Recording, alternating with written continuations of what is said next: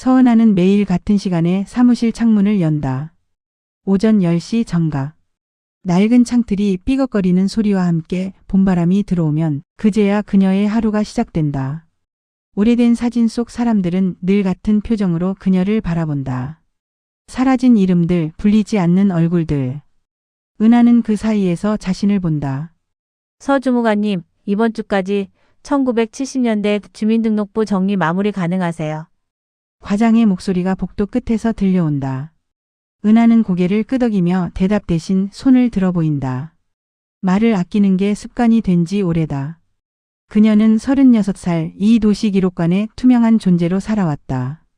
점심시간이 되면 은하는 항상 같은 자리에 앉는다. 창가 구석 햇빛이 비스듬히 들어오는 책상. 도시락을 펼치고 혼자 먹는 밥은 언제나 조용하다. 동료들은 삼삼오오 모여 웃고 떠들지만 그녀를 부르지 않는다. 악의가 있어서가 아니다. 그저 그녀의 존재를 자주 잊을 뿐이다. 엄마, 오늘 점심 뭐 드셨어요? 휴대폰 너머로 은하 어머니의 가느다란 목소리가 들려온다. 미역국. 요양보호사 선생님이 끓여주셨어. 맛있으셨어요? 응. 그런데 은하야, 내가 끓인 게 더 맛있어. 은하는 미소 짓는다. 어머니만은 그녀를 기억한다. 매일 언제나 또렷하게. 오후 3시 사무실은 가장 고요하다. 방문객도 없고 전화벨도 울리지 않는다. 은하는 1973년 주민등록부를 펼친다. 노란 종이에 빼곡히 적힌 이름들. 다양한 사람들의 이름들. 그들은 어떤 삶을 살았을까? 누구를 사랑했고 무엇을 꿈꾸었을까? 은하의 손끝이 한 이름 위에서 멈춘다. 서미수. 1952년생. 사망일 1973년 4월 12일. 같은 성씨다. 그녀는 잠시 그 이름을 들여다본다.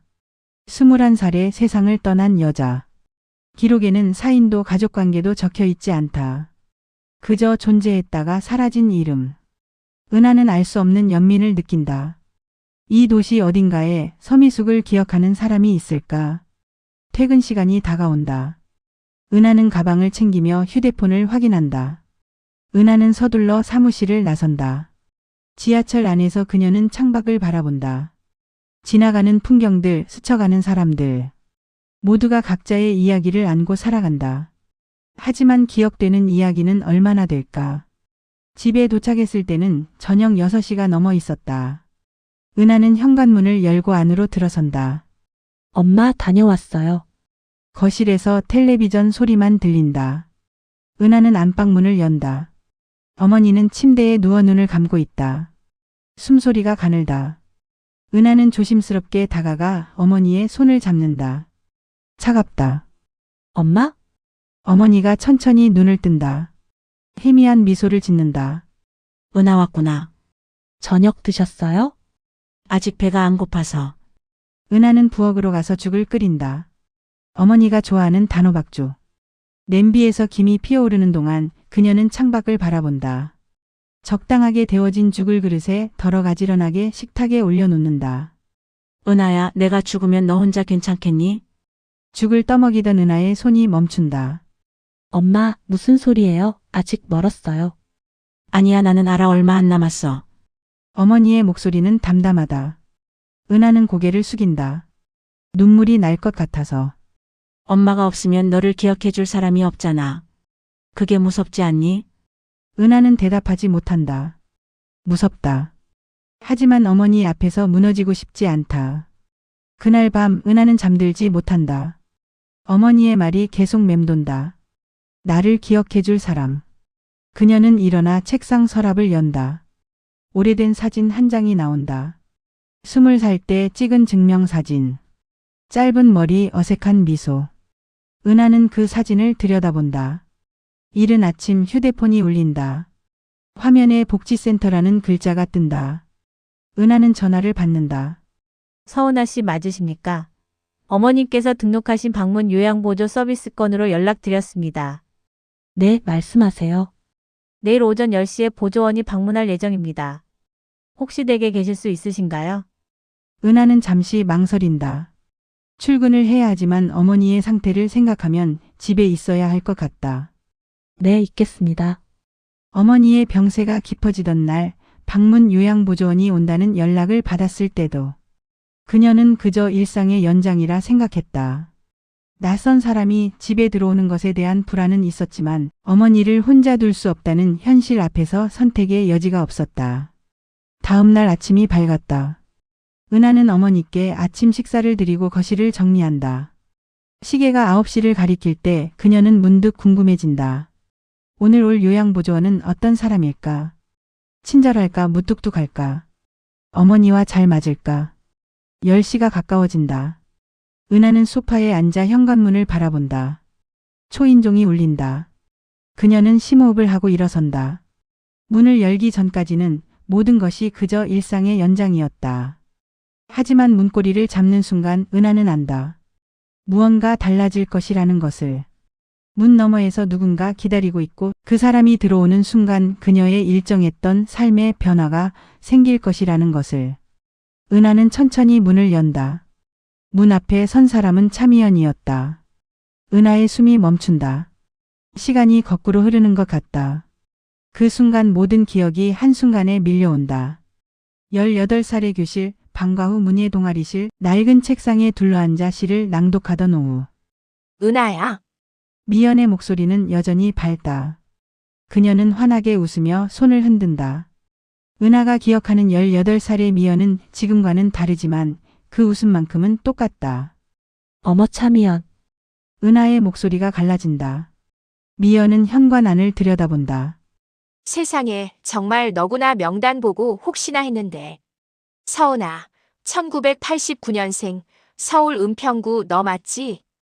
은하는 미동 없이 그녀를 멍하게 쳐다보았다. 미연은 가방에서 신분증을 꺼내 보여준다. 나 요양보호사 자격증 땄어. 작년부터 이 일하고 있어. 어머니 상태가 안 좋으시다며? 들어가도 돼? 은하는 한 발짝 물러선다. 방문. 아니, 낯익은 방문이라고 해야 할까? 집 아늑하네 어머니랑 둘이 사는 거야. 미연이 웃으며 거실을 둘러본다. 은하는 그녀의 뒷모습을 바라본다. 고등학교 문예 동아리에서 함께 글을 쓰던 아이. 그 시절 미연은 언제나 은하보다 한 발짝 앞서 있었다. 아니, 그렇게 보이게 만드는데 능숙했다. 어머니 어디 계셔? 안방에. 미연은 안방으로 향한다. 은하는 따라간다. 미연이 문을 열고 들어가자 어머니가 눈을 뜬다. 어머님 안녕하세요. 요양보호사 차미연입니다. 미연의 목소리는 부드럽다. 어머니를 대하는 태도는 전문적이다.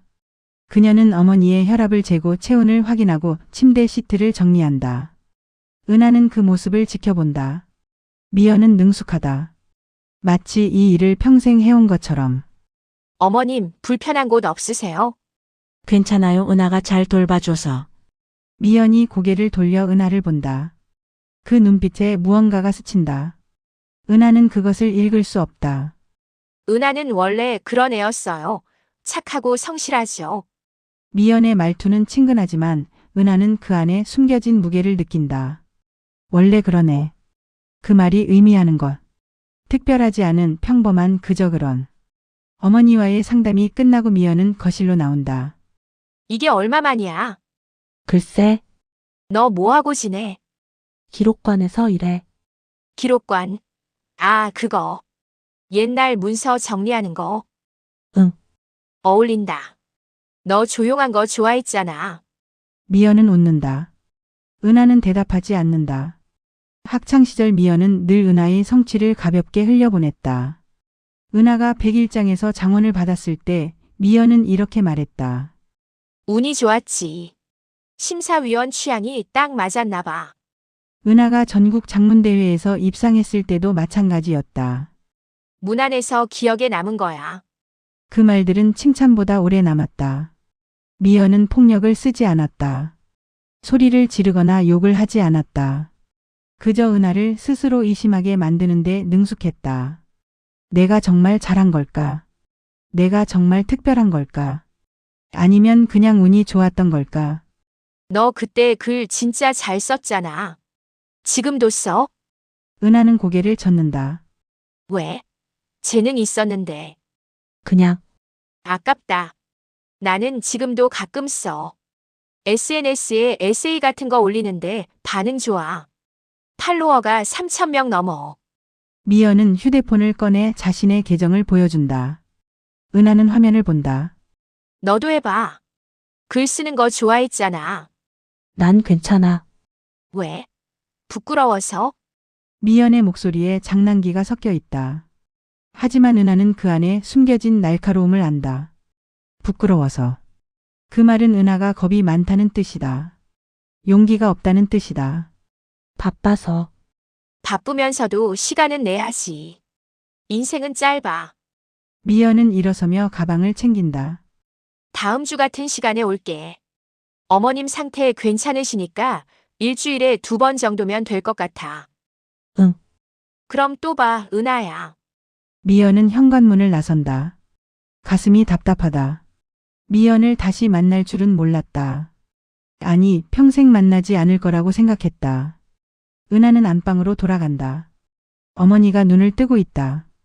은하야, 그 선생님 내 친구야? 옛날에 같이 동아리 했어. 좋은 사람 같던데. 은하는 대답하지 않는다. 좋은 사람. 미연은 누구에게나 좋은 사람으로 보인다. 친절하고 밝고 배려심 있어 보인다. 하지만 은하는 안다. 미연의 친절 뒤에 무엇이 숨어 있는지. 오후가 된다. 은하는 창밖을 바라본다. 휴대폰이 울린다. 모르는 번호다. 은하야, 나 미연이야. 번호 어머니 차트에 있길래 저장했어. 은하의 심장이 빨라진다. 있잖아. 혹시 이번 주말에 시간 있어? 오랜만에 만났는데 제대로 얘기도 못했잖아. 은하는 망설인다. 어머니 돌봐야 돼서. 한두 시간만 어머니 주무실 때 나와 집 근처 카페에서 만나자. 미연아, 나는 싫어? 미연의 목소리가 조금 낮아진다.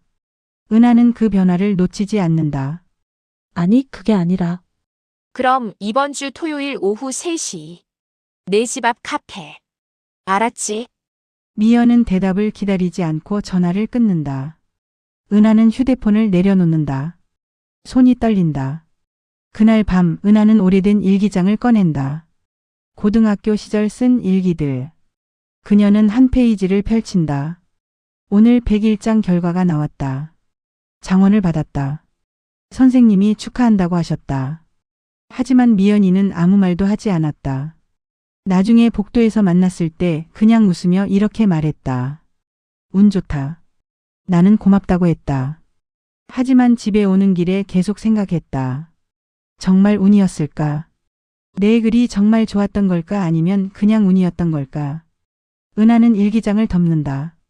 그때도 그랬다. 미연의 말 한마디가 모든 기쁨을 의심으로 바꿔놓았다. 그리고 은하는 점점 글을 쓰지 않게 되었다. 무슨 의미가 있을까? 어차피 운이었을 테니까. 토요일이 다가온다. 은하는 거울을 본다. 화장을 해야 할까? 아니면 그냥 나가도 될까? 그녀는 결국 아무것도 하지 않기로 한다. 미연에게 어떻게 보이든 상관없다고 스스로를 설득한다. 오후 3시 은하는 카페에 도착한다. 미연은 이미 와 있다. 자리에서 휴대폰을 보고 있다. 은하가 다가가자 미연이 고개를 든다. 왔어? 앉아. 은하는 마주 앉는다. 미연이 메뉴판을 건넨다. 뭐 마실래?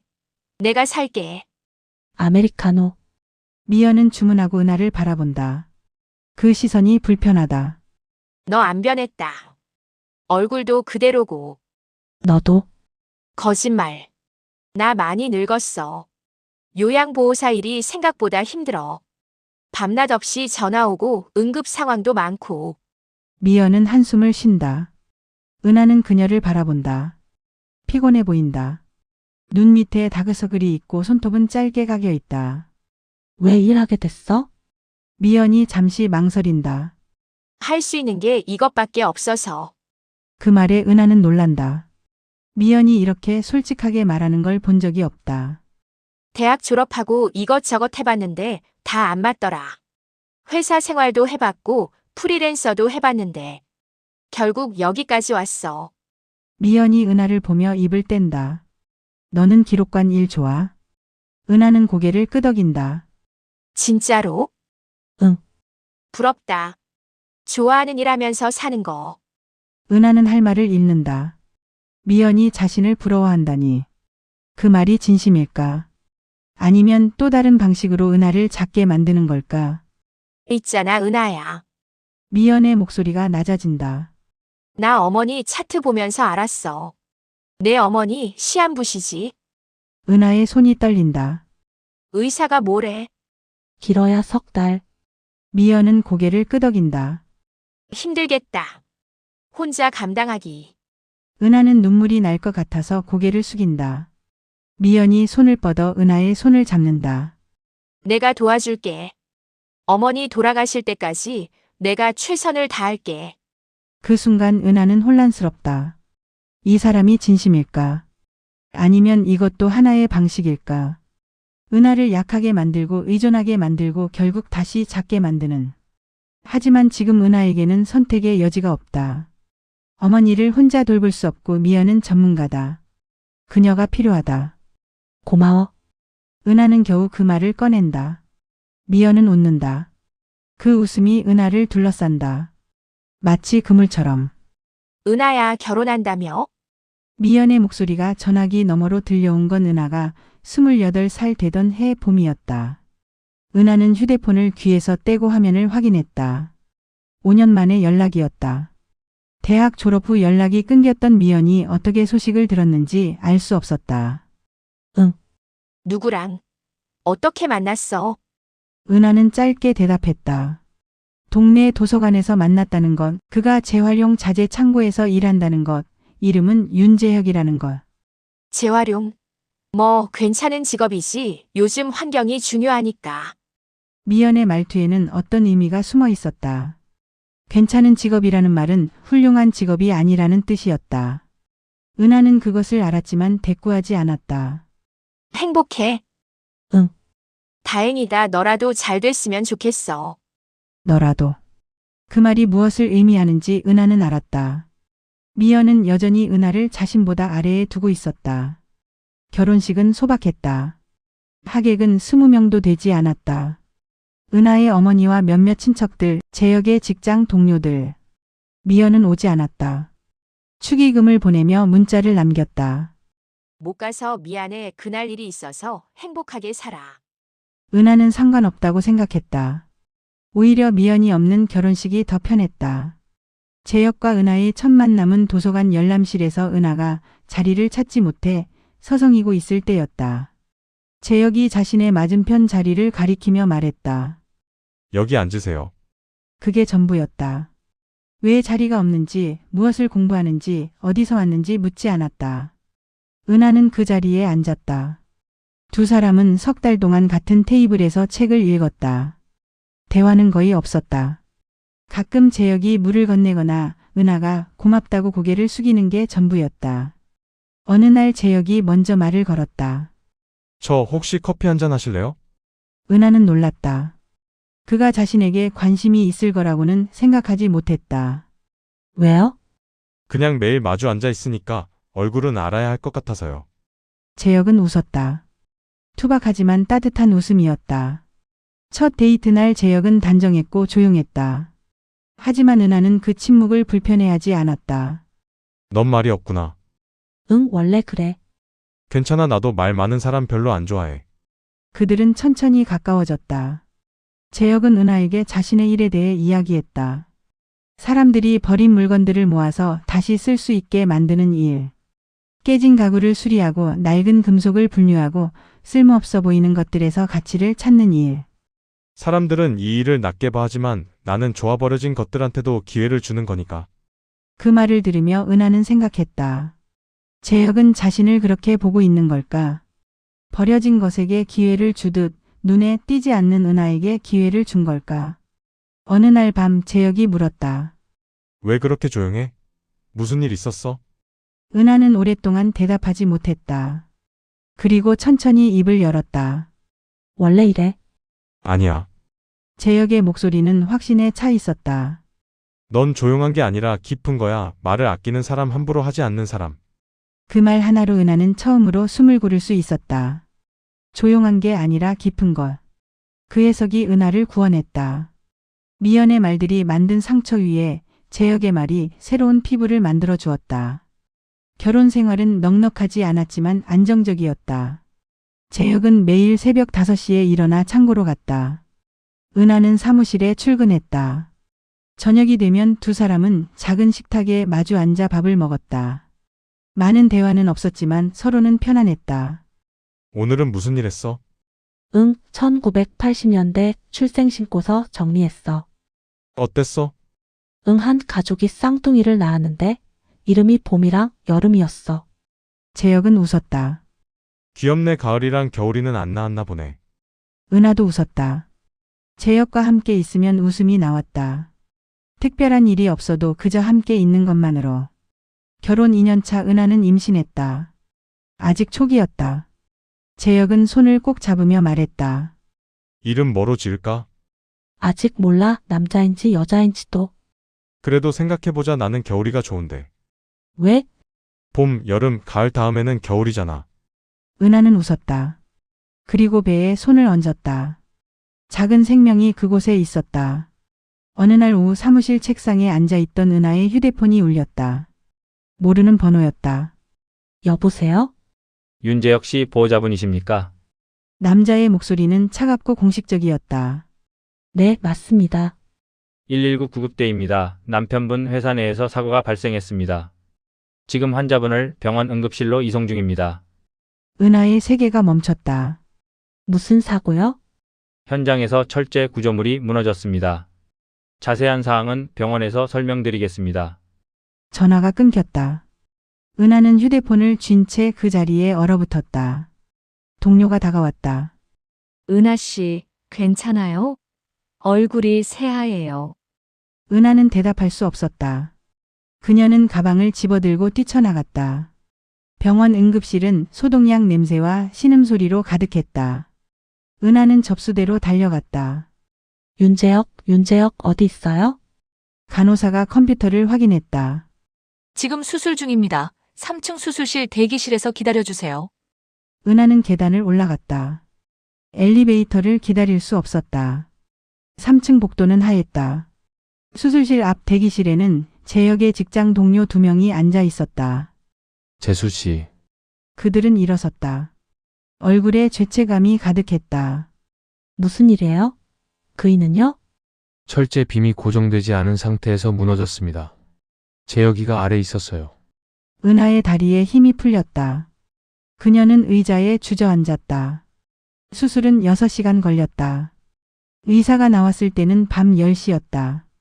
보호자분, 은하는 일어섰다. 환자분 상태가 위중합니다. 척추 손상이 심각하고 내부 출혈도 많았습니다. 최선을 다했지만 의사는 말을 잇지 못했다. 살 수 있어요? 중환자실에서 지켜봐야 합니다. 재혁은 사흘 동안 의식을 회복하지 못했다. 은하는 중환자실 밖에서 기다렸다. 면회 시간은 하루 2번 각 10분씩이었다. 은하는 그 짧은 시간을 위해 하루 종일 꼬박 기다렸다. 나흘째 되는 날 재혁이 눈을 떴다. 은하야. 그의 목소리는 약했다. 응, 나야, 나 여기 있어. 미안해. 왜 미안해? 내가 잘못한 거 없어. 아기 잘 챙겨. 은하는 울었다. 재혁은 여전히 아기를 생각하고 있었다. 하지만 재혁은 회복하지 못했다. 일주일 후 그의 심장이 멈췄다. 의료진이 달려왔지만 소생시킬 수 없었다. 그렇게 은하는 다시 혼자가 되었다. 장례식장은 조용했다. 조문객은 많지 않았다. 재혁의 직장 동료들 몇몇 친척들. 은하는 상주석에 앉아 고개를 숙이고 있었다. 은하야. 익숙한 목소리가 들렸다. 미연이었다. 그녀는 은하 옆에 앉았다. 힘들겠다. 은하는 대답하지 않았다. 임신했다며 몇 주야? 12주. 미연은 고개를 끄덕였다. 아기는 어떻게 할 거야? 은하는 미연을 봤다. 그 눈빛에 담긴 의미를 읽으려 했다. 나을 거야. 혼자? 응. 힘들 텐데.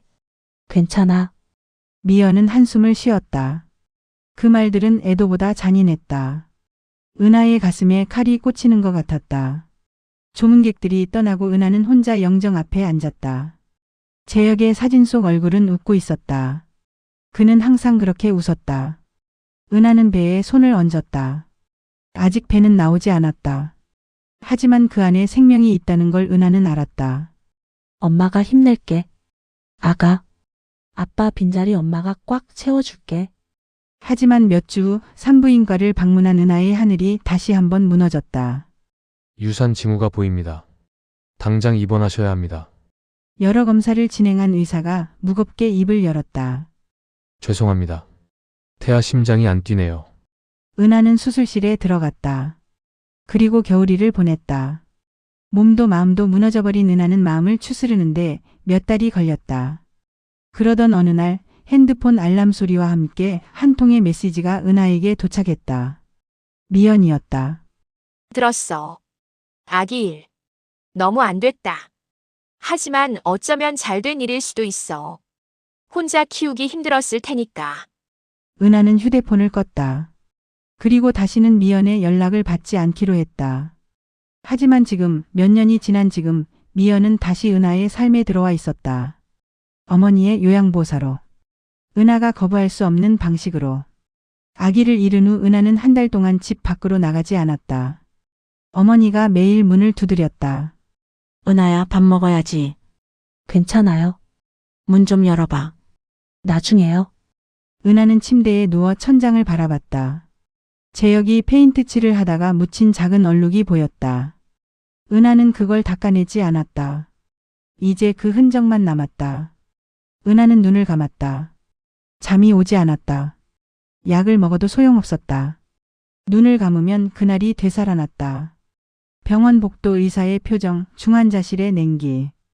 2달째 사무실에서 연락이 왔다. 서주무관님, 복직 예정일이 언제신가요? 은하는 대답하지 못했다. 다시 일상으로 돌아간다는 것. 가능할까? 조금 더 시간이 필요해요. 알겠습니다. 연락 주세요. 하지만 쉬는 게 아니었다. 은하는 무너져 있었다. 아침이 오면 커튼을 쳤고 저녁이 오면 불을 켰다. 그게 전부였다. 3달째 어머니가 더 이상 참지 못했다. 은하야, 문 열어. 안 열면 억지로 열 거야. 은하는 일어나 문을 열었다. 어머니는 그녀를 보고 숨을 삼켰다. 은하는 말랐고 핏기가 없었다. 언제까지 이럴 거야? 모르겠어요. 재혁이가 보면 뭐라고 하겠니? 그 말에 은하는 처음으로 울었다. 1달 동안, 2달 동안, 3달 동안 흘리지 못했던 눈물이 쏟아졌다. 엄마, 나 어떻게 해? 살아야지. 내가 살아야 재혁이도 아기도 편히 쉴 수 있어. 어머니는 은하를 안았다. 은하는 어머니 품에서 한참을 울었다. 그리고 오랜만에 거울을 봤다. 낯선 얼굴이었다. 움푹 들어간 볼 생기 없는 눈. 이게 나일까? 은하는 거울에 손을 댔다. 다시 시작해야 해. 누구에게 하는 말인지 알 수 없었다. 4달째 은하는 기록관에 복직했다. 동료들은 조심스럽게 그녀를 대했다. 은하 씨, 괜찮아요? 네, 힘들면 말해요. 고마워요. 은하는 자리에 앉았다. 정리되지 않은 서류들. 그녀는 천천히 파일을 열었다. 익숙한 일이었다. 손이 저절로 움직였다. 그러다 문득 가끔 눈물이 났다. 상실은 은하를 무너뜨렸지만 동시에 움직이게 했다. 시간이 흐르고 몇 년이 지나 하루하루가 특별하지 않게 흘러가던 어느 날 은하는 기록관 서류를 정리하다가 한 문장을 발견했다. 이름이 기록되지 않으면 그 사람은 존재하지 않았던 것과 같다. 1960년대 인구조사 보고서의 서문이었다.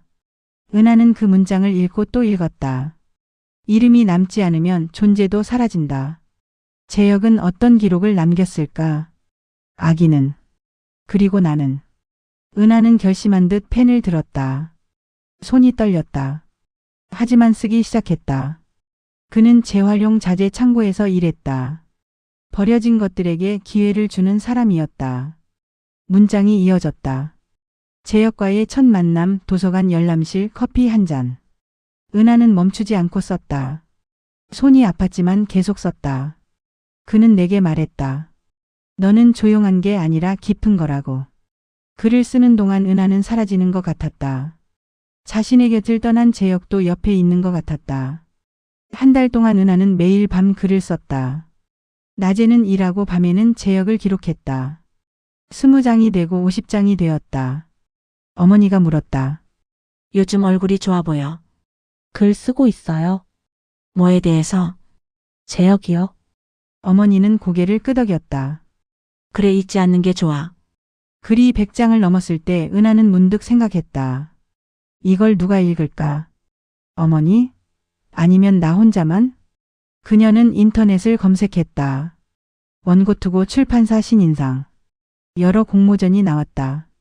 은하는 망설였다. 하지만 재혁의 목소리가 들렸다. 해보자. 안 되면 어때? 시도는 해보는 거지. 은하는 원고를 정리했다. 제목을 붙였다. 버려진 것들의 시간. 그리고 출판사 3곳에 보냈다. 한 달이 지났다. 답장이 없었다. 은하는 실망하지 않으려 했다. 예상했던 일이니까. 2달째 한 출판사에서 메일이 왔다. 원고 잘 읽었습니다. 뵙고 이야기 나누고 싶습니다. 연락 기다리겠습니다. 은하는 메일을 다시 읽었다. 진짜일까? 혹시 스팸 아닐까? 엄마, 출판사에서 연락 왔어요. 정말? 만나서 이야기하고 싶다고 하네요. 어머니는 은하의 손을 꼭 잡았다. 잘했어. 재혁이도 기뻐할 거야. 다음 주 은하는 출판사를 찾아갔다. 작은 건물 2층에 있었다. 마음 출판사라는 간판이 달려 있었다. 은하는 문을 열고 들어갔다. 서은아 씨 맞으세요? 중년 남자가 일어났다. 키가 크고 안경을 쓴 사람이었다. 네, 안녕하세요. 저는 편집장 한도준입니다. 앉으세요. 은하는 앉았다. 한도준은 그녀의 원고를 책상에 올려놓았다. 곳곳에 메모가 붙어 있었다. 원고 아주 인상 깊게 읽었습니다. 감사합니다. 특히 이 부분. 한도준은 한 페이지를 펼쳤다. 그는 내게 말했다. 너는 조용한 게 아니라 깊은 거라고. 그 말 하나로 나는 숨을 쉴 수 있었다. 이 문장 정말 좋습니다.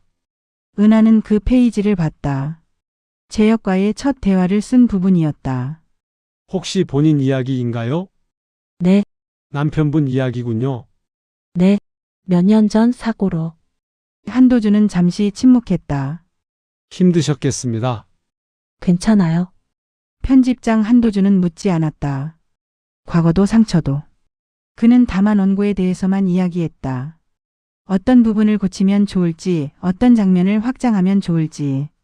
출간 생각 있으세요? 네?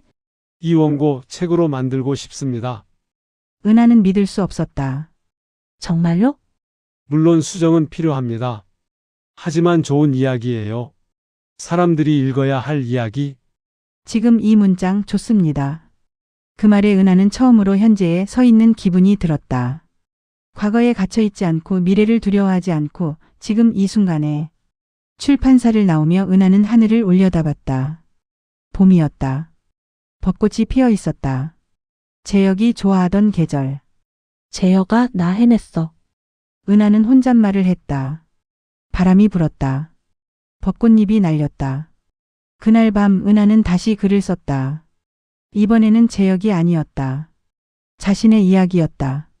몇 달 후 은하는 완성된 출판사에 보냈다. 한도준에게서 전화가 왔다. 완벽합니다. 감사합니다. 시간이 지나 계절이 바뀌고 책이 나왔다. 버려진 것들의 시간이라는 제목으로. 표지에는 낡은 창고 사진이 실려 있었다. 어머니가 첫 독자였다. 은하야 잘 썼다. 고마워요. 재혁이가 읽으면 좋아했을 거야. 알아요. 책은 조용히 팔렸다. 베스트셀러는 아니었지만 평이 좋았다. 서점에서 사인회를 했을 때 한 독자가 물었다. 다음 책은 언제 나와요? 글쎄요. 기다릴게요. 집에 도착해 현관문을 열었을 때 어머니가 거실에 앉아 있었다. 은하야 오늘 누가 전화했었어? 누구? 차미연이래. 내 친구. 책 봤다고. 은하의 손이 멈췄다. 뭐래? 축하한대. 그리고 연락 기다린대. 은하는 휴대폰을 확인했다. 미연에게서 문자가 와 있었다. 책 읽었어. 정말 잘 썼더라. 축하해. 그런데 은하야, 나도 나올 줄 알았는데 우리 함께 글 쓰던 시절 있잖아. 그것도 너한테는 의미 있는 시간 아니었어. 은하는 문자를 읽고 또 읽었다. 미연은 여전했다. 축하하는 척하며 자신도 이야기 속에서 관심받고 싶어 했다. 은하는 답장하지 않았다. 대신 휴대폰을 내려놓고 부엌으로 갔다. 저녁을 준비해야 했다. 어머니가 기다리고 있었다. 미연이한테 답장 안 해? 나중에요. 왜? 친구잖아. 은하는 고개를 저었다. 친구가 아니에요. 그냥 아는 사람이에요. 어머니는 더 묻지 않았다. 그날 밤 은하는 새 원고를 열었다. 제목은 아직 정하지 못했다. 하지만 첫 문장은 정했다. 손가락이 키보드 위를 움직였다. 문장이 이어졌다. 은하는 웃으며 썼다. 밖에서 빗소리가 들렸다. 여름비였다. 은하는 창문을 열었다. 비 냄새가 들어왔다. 재혁이 좋아하던 냄새. 재혁아, 나 잘 살고 있어. 은하는 다시 자리에 앉았다. 그리고 계속 썼다. 밤새도록. 새벽이 밝아올 때 은하는 원고를 저장했다. 50장이 되었다. 은하는 미연의 문자를 다시 읽었다. 그리고 답장을 썼다. 축하 고마워. 하지만 미연아, 그 시절은 내게 의미 있는 시간이 아니었어. 미안해. 전송 버튼을 눌렀다. 은하는 휴대폰을 내려놓았다.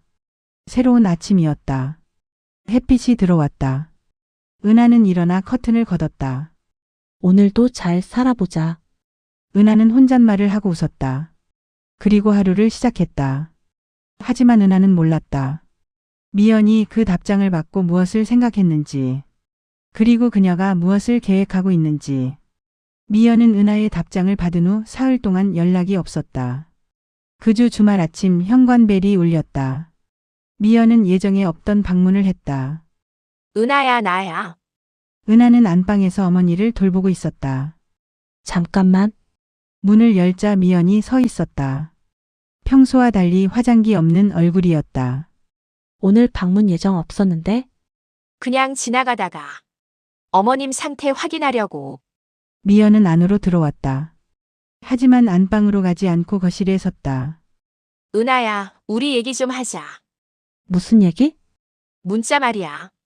내가 그렇게 생각했는지 몰랐어. 은하는 대답하지 않았다.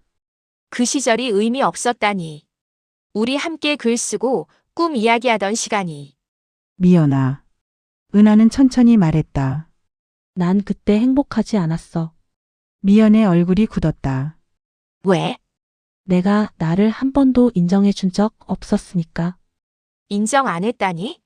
난 내가 친구라고 생각했는데. 진심이었니? 미연은 입술을 깨물었다. 네가 느낀 건 겸손하라는 뜻이었어. 너무 교만해지지 말라고. 아니야. 은하의 목소리는 단호했다. 그건 내가 불편했던 거야. 내가 인정받는 게. 미연은 한 발짝 다가섰다. 그래. 불편했어. 나는 그렇게 열심히 했는데 너만큼 하지 못했어. 마침내 솔직해졌다.